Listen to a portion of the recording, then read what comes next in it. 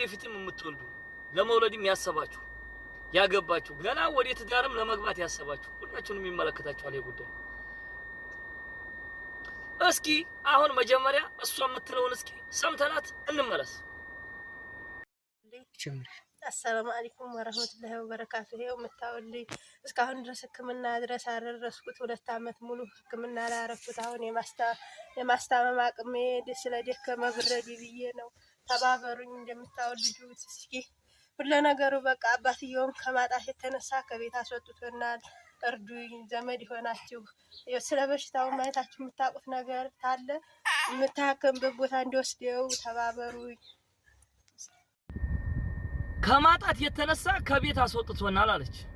ከማጣት የተነሳ ልጅ ያላችሁ እንግዲህ መርዳትም የፈለጋችሁ እኔ ያልኩት ግን ምንድነው ልጅቱ በታዋቂ ቤት ገስ ገብታ ገንዘብ ይሰበሰብላት ወይንም በዛ አካውንት አስገቡላት።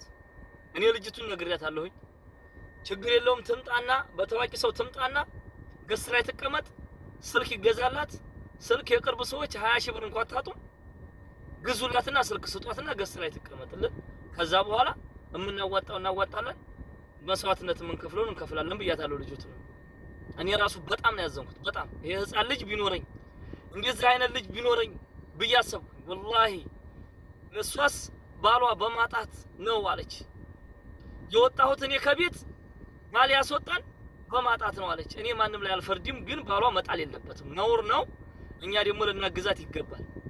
ሁላችሁም የኛ ልጆች ጤነኛ ናቸው ብላችሁ ሳይሆን ማሰብ ያለባችሁ እኛስ እንደዛ አይነት ነገር ወደፊት ኢንሻአላህ አይገጥመንም፣ ግን በራሳችን ላይ አድርገን እናስበው ይሄን ጉዳይ እና እችልኝ እንርዳት እላለሁ። ያላችሁም ባላችሁ አቅም ግን ገስ ላይ ገብታ የበለጠ ብትረዳ በታዋቂ ቤት እንደው ምን ይመስላችኋል? እናንተም ኮሜንት ላይ አሳውቁ። ሁላችሁም ወደ ታዋቂ ቤት አድርሱላት እና ይሄን እላለሁ። የምታግዟት ካላችሁ እዚህ ላይ አካውንት አለላችሁ፣ በዛ አግዟት። ሰላም ሁኑ ለፋሚሊዎቼ።